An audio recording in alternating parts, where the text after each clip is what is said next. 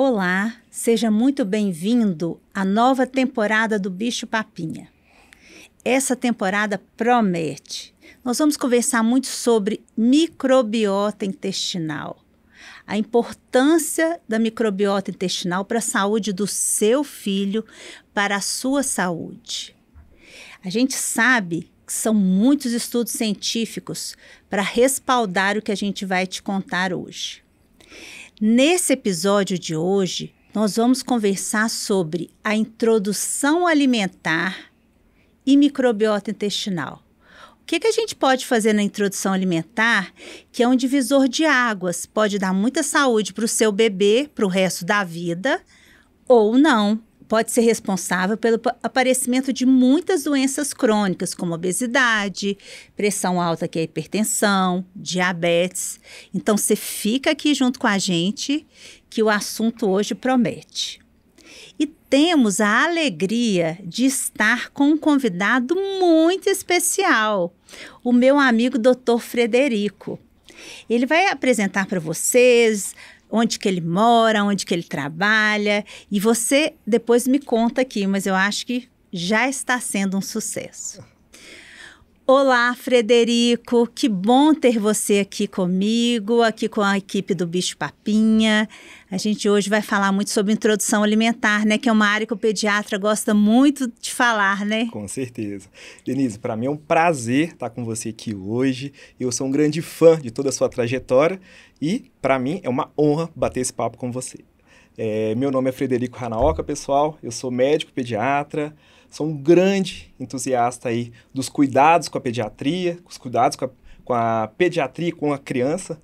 Inventaram um nome chique para isso chamado puericultura, não é isso, Denise? Mas é o cuidado para a criança. E é isso que a gente gosta de fazer, todo pediatra gosta, e eu amo de paixão cuidar das crianças aí. E se tem dois assuntos que a gente gosta demais, é microbiota e a alimentação. E essa mulher aqui na minha frente é uma potência, sabe tudo disso aí. Por isso, para mim, é uma honra estar do seu lado aqui, Denise. Frederico, sabe o que eu tenho percebido nos últimos anos? O que era para ser um momento de muita da gente festejar, agora o bebê vai começar a comer, vai comer sólidos, não vai ser só leite materno ou fórmula.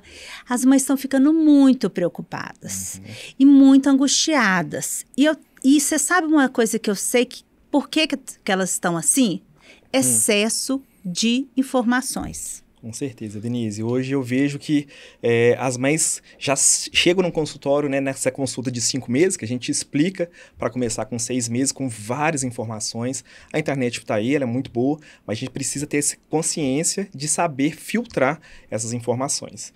E, Denise, me conta uma coisa, você sabe, já parou para pensar na importância dessa expressão, né, introdução alimentar, né?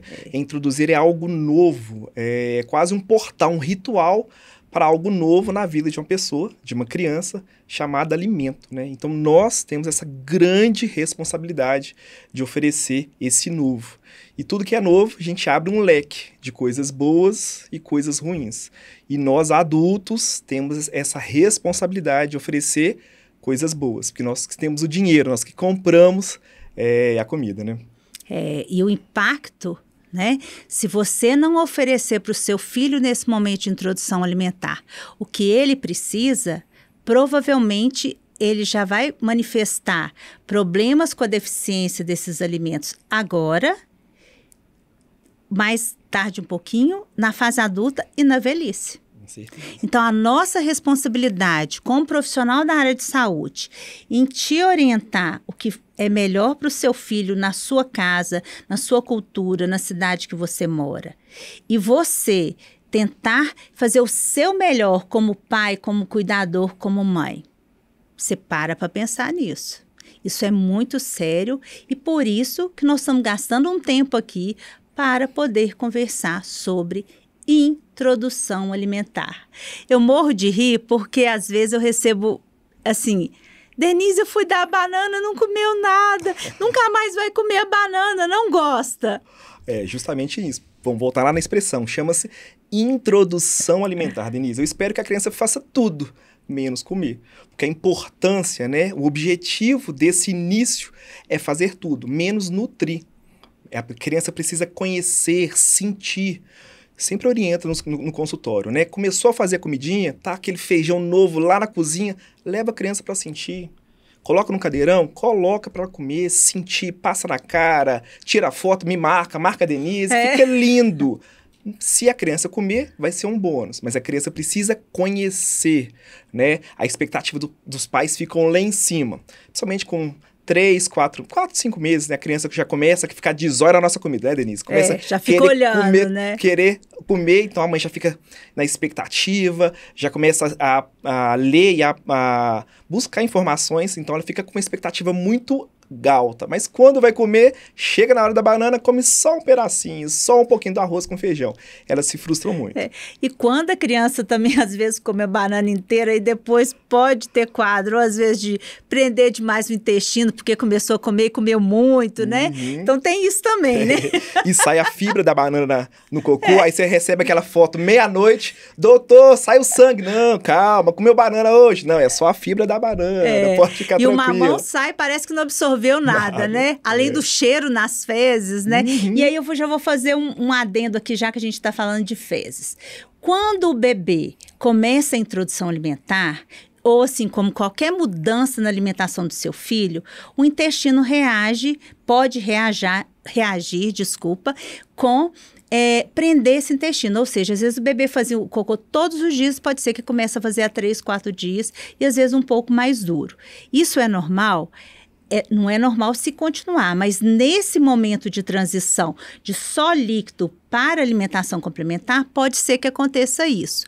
E aí a gente tem que fazer 2 checagens. Aumentar a oferta de água, que a gente vai, né, começar aí na questão da introdução alimentar, a gente também vai ensinar o bebê a tomar água e ver se você não está dando uma papinha que está muito amassada, que essa fibra não tá vindo totalmente, né, moída. Isso a gente também vai falar isso, mas esse prender o intestino um pouquinho, independente do tipo de alimento, acontece até esse intestino adaptar com os novos alimentos. As mães ficam muito preocupadas, né, nesse primeiro alimento. Às vezes ela gosta de dar mais um carboidrato, né, esquece de oferecer as fibras, as proteínas, principalmente os alimentos ricos em fibras que realmente melhoram o trânsito intestinal. E você falou assim, primeiro alimento, quando a gente está falando de Brasil, os alimentos cada lugar do mundo, gente, começa com um alimento, não é, Frederico? E tudo bem.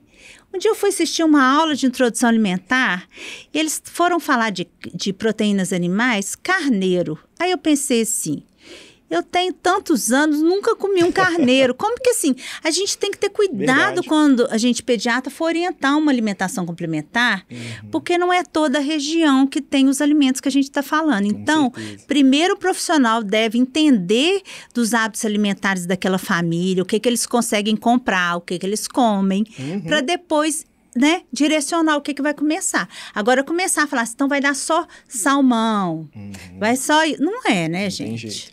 E nós adultos, Denise, nós temos a mania de comer sempre a mesma coisa. Reparou? É arroz, feijão, carne e salada. Gente, daqui passa no sacolão, passa no supermercado, compra uma pitaia, uma tâmara para esse menino comer, pelo amor de Deus. A gente tem que ter essa cultura, né? Começar a mudar essa consciência de realmente oferecer de tudo para a criança. E literalmente é de tudo nesse inicinho dessa introdução alimentar. De 6 meses até 1 ano, que é esse momento que a gente fala, o momento inicial da introdução alimentar, porque a introdução alimentar mesmo, a alimentação complementar, a gente considera até mais ou menos uns 2 anos de idade. Esse processo de aprendizado em comer. Ok? Mas esse período inicial, de 6 meses a 1 ano, é um período cheio de oportunidades, porque existe a curiosidade do bebê em aprender a comer. Ele fica curioso. E aí ele vai aceitar com muito mais facilidade receber esses alimentos. Agora, depois de 1 ano é mais complicado, porque já fica mais desconfiado, né? É tudo mais difícil. Então, você não perca de 6 meses a 12 meses. Se essa criança tiver os sinais de prontidão para começar a introdução alimentar, vamos começar. E quais são os sinais que você considera mais importantes de prontidão, hein? Denise, primeiro, ter uma sustentação boa, cervical do pescoço, tem que estar sentando muito bem no cadeirão, tá? A criança pode sentar muito bem com apoio, não necessariamente tem que sentar sem apoio, tem que ficar de zóio na nossa comida, né? Tem esse interesse por comida e tem que ficar jogando a linguinha para fora, né? Que é a protrusão da língua. São os sinais que a gente considera são os essenciais para a criança começar a comer. E aí você não fica triste se você falar assim para mim, mas meu bebê tem 6 meses e ele ainda não está com a maioria dos sinais de prontidão. Espera um pouquinho. Né? Conversa com o seu pediatra, até um sinalzinho para a gente ver, será que está faltando algum estímulo da parte de neurodesenvolvimento? Será que tem alguma coisa para a gente procurar que esteja acontecendo isso, né? Porque cada ser humano é de um jeito. E se você colocar 10 bebês de 6 meses, às vezes a gente vai encontrar muitas variações nessa questão de neurodesenvolvimento. Por isso é importante falarmos do prematuro também, né, Denise? Que existe uma coisa chamada idade cronológica e idade gestacional corrigida.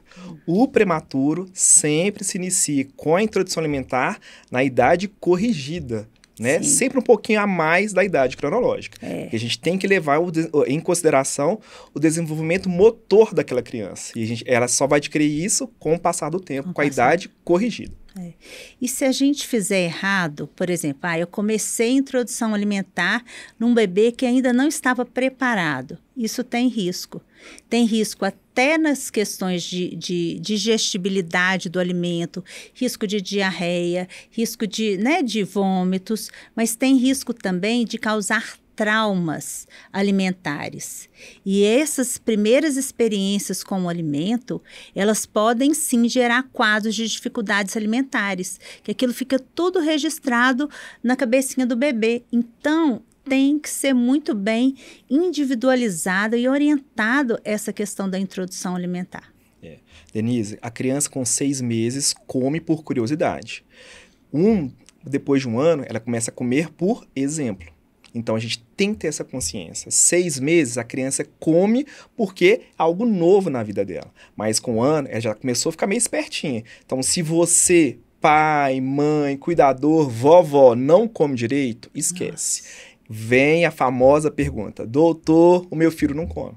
Não é que ele não come. Ele vai começar a fazer o quê? Escolher o que come. Então, é muito importante ter essa consciência da nossa responsabilidade na introdução alimentar. E aí a gente pode aproveitar para esse pai, mãe ou avó que não come, entre 6 meses e 1 ano do bebê, também fazer uma educação alimentar para o adulto. Né? Porque realmente, você falou uma coisa muito importante. Com 1 ano, se a família não come, ele não vai comer. Não adianta. Exatamente. Ousa te falar, o ser humano nunca come tão bem entre 6 e 12 meses. Direto as mães se pegam e se falam: nossa, mas que prato bonito, mas que prato mais saudável. Depois do ano, ele já começa a colocar seja um biscoitinho, ou começa a colocar mais carboidrato. Então, a gente tem essa mesma motivação que a gente tem entre 6 e 12 meses, a gente tem que levar para o resto da vida também. Você vai pensar: não, mas é tanta coisa assim, será que é só isso mesmo? Essas orientações que a gente está colocando aqui, enfatizando, vale milhões. Se a gente não respeitar essas orientações, provavelmente a gente vai ter muita dificuldade nesse processo, que é ensinar o bebê a comer alimentos diferentes do que líquido. Agora eu queria, Frederico, que a gente conversasse muito sobre diversidade alimentar. Você já até falou a necessidade da gente oferecer coisas diferentes. É importante, Denise, que a gente oferte isso. Por quê? Antigamente a gente chamava de flora intestinal, mas eu acho que o pessoal começou a associar muito flor, então inventaram um outro nome chique chamado microbiota. E a nossa microbiota intestinal, ela é formada de bichos bons e bichos ruins. Se a gente começa a oferecer comida saudável, diversificada e de qualidade, esses bichos bons começam a prevalecer em relação aos bichos ruins. Agora, se a gente começa a ofertar muito carboidrato ultraprocessado, né? Essas comidas que não são tão boas, infelizmente, os bichos ruins começam a prevalecer. Então, vem com todas as consequências. Doenças cardiovasculares, metabólicas, diabetes. Nós temos que tomar muito cuidado em relação a isso. E até as doenças psiquiátricas, né? Que a gente sabe que essas alterações da microbiota, elas também podem ser responsáveis por várias doenças que a gente está correndo atrás aí hoje, que a gente vê, né? Muito déficit de atenção, muita questão do transtorno do espectro autista, muitos quadros de depressão na infância, de ansiedade, porque hoje a gente sabe que essa microbiota intestinal, que essas bactérias, os vírus que moram no nosso intestino, eles comunicam com os outros órgãos, principalmente com o nosso cérebro. E também no intestino produz muitos neurotransmissores, principalmente a serotonina, que dá um bem-estar. Né? Então, a gente vê que muitas coisas aí é porque a criança não tem um estilo de vida que favoreça a saúde. E essa semana eu consegui participar de um evento, semana passada, que aconteceu lá na Suíça, do Nestlé Nutrition, e eles falaram muito sobre a questão da microbiota e trabalhos muito novos mostrando a importância. E tinha um profissional, que eu não me recordo o nome, era um nome difícil de pronunciar, né? Gente, esse nome dos estrangeiros é difícil. Mas que ele foi muito enfático, falando o seguinte, que tem vários mecanismos que atrapalham essa microbiota intestinal ou que favorecem a microbiota intestinal que a gente queria. Mas que a alimentação é a principal. Tem atividade física, tem sono, tem felicidade, tem um tanto de coisa. Mas a alimentação, ela é decisiva nessa microbiota. E o nosso mundo de hoje, em 2023, a alimentação parece que ela não quer favorecer. Parece que a gente tá indo contra a maré do que é saudável. Então, assim, uma comida feita em casa, com certeza, ela vai favorecer uma microbiota intestinal favorável. Agora, já tudo que abre o pacotinho ou que a gente compra, isso não tem condição, porque para conservar essas comidas, entram muito aditivos, entra muita química.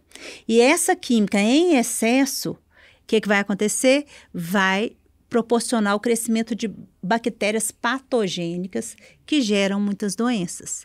E a diversidade alimentar, ou seja, quanto mais alimentos diferentes uma criança recebe por dia ou naquela semana e os adultos, isso faz com que aconteça todo um movimento dentro do intestino em prol do crescimento de bactérias benéficas. E eu esqueci de falar, e você também, Frederica, a questão das alergias, né? Exato. Muitas alergias alimentares, muitas alergias de pele, muitas alergias respiratórias, isso tudo... Tá o chamado janela imunológica, né, Denise? Entre 6 e mais ou menos 9 meses, o sistema imunológico da criança tá propício a receber esses tipos de alimentos e a metabolizar tudo, organizar tudo para ser lá no futuro um adulto imunocompetente. Então a gente não pode ter medo desses alimentos, sabe? Seja o ovo, seja o trigo, amendoim, esses alimentos que a gente fica meio com medo de oferecer, na verdade, nós temos que oferecer nesse início da introdução alimentar. E essa janela imunológica, ela é muito importante mesmo, que é ali que a gente vai treinar o nosso organismo para ele não virar alérgico àquele alimento. E se você começar um alimento alergênico, você não deve oferecer só uma vez, aí você continua oferecendo nos meses seguintes, né? Porque às vezes a gente faz errado assim, oferece um ovo, aí vai oferecer só daqui 2 meses, né? Aí fica essa confusão, né? E não só os alimentos alergênicos, né? Inclusive, todos, né? Os alimentos que a criança... Geralmente, quando a mãe começa com a introdução alimentar e a criança não gosta, aí o que ela fala? Não gosta disso. Mas a gente tem que oferecer. No dia a dia, não gostou? Espera um pouquinho. No outro dia oferece de novo. Na outra semana. É no dia a dia, na rotina que a criança vai, aos poucos, tolerando aquele alimento. E eu queria também te pedir para colocar uma mesa bonita. Tá? O ritual de alimentar, ele é um ritual muito sagrado. Comer envolve muito mais que só comida, que nutriente, que caloria. Envolve amor. Põe uma mesa bonitinha, põe um jogo americano bonitinho ou uma toalha de mesa. Antigamente ninguém ficava sem uma mesa bonitinha. E já começa a treinar o seguinte, criança e adulto comem em mesa, não é no sofá, não é sentado no chão. É aquele ritual mesmo, você programa isso. Um prato limpinho, não coloca comida de qualquer jeito no prato da criança, porque ela percebe. Aquela gororoba, que tem tudo misturado, ninguém aguenta aquele negócio mal feito, a criança não vai ter nem fome para comer isso.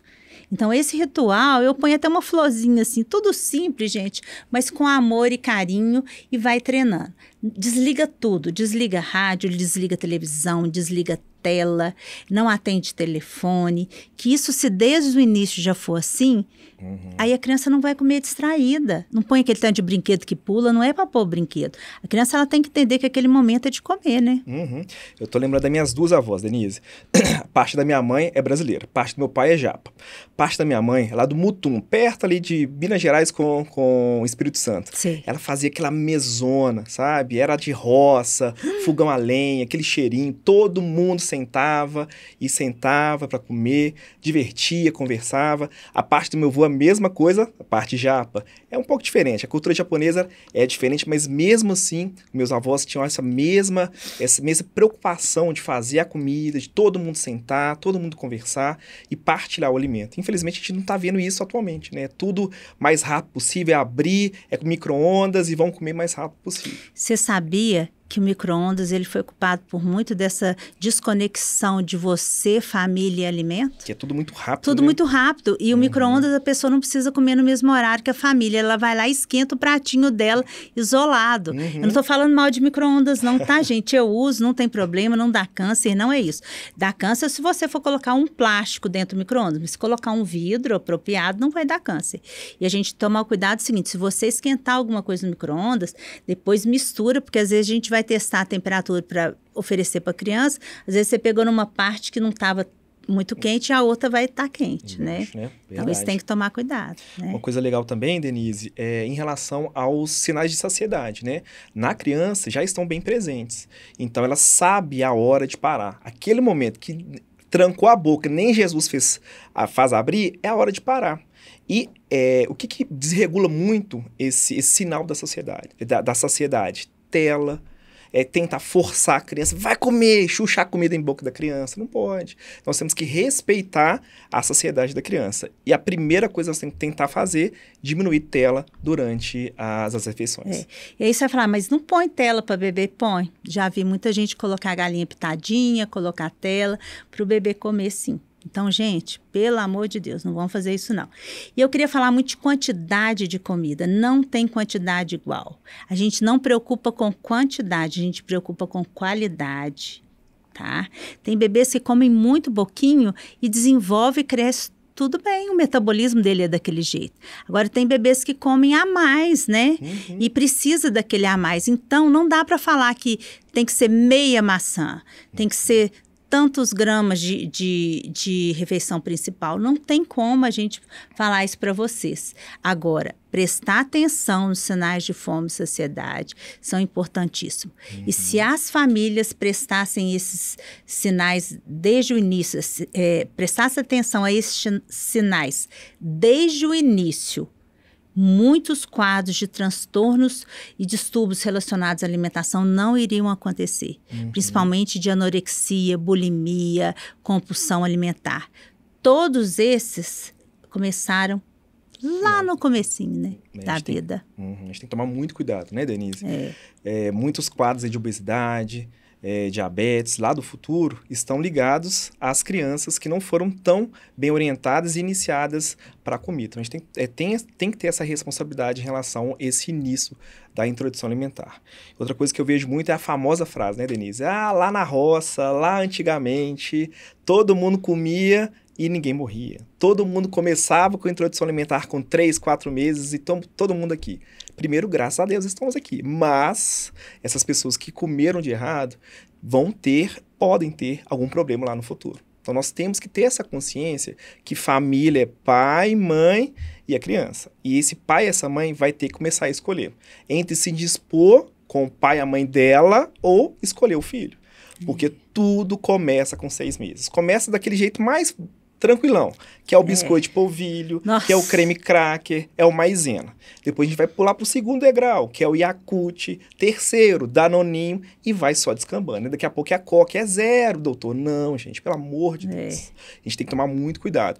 E realmente se indispor com as pessoas, lógico, sem falta de educação, mas a gente saber que a gente tem que escolher o melhor para o nosso filho. E aí, entrando na microbiota, a gente foi ao longo do tempo perdendo a diversidade das bactérias que moram no nosso intestino. E essa perda das bactérias, né, dessa microbiota, faz com que a gente fique muito mais sensível ao meio para a gente adoecer. Então, não dá para você comparar uma pessoa que tem hoje 80 anos de idade com uma que tem 5 anos de idade.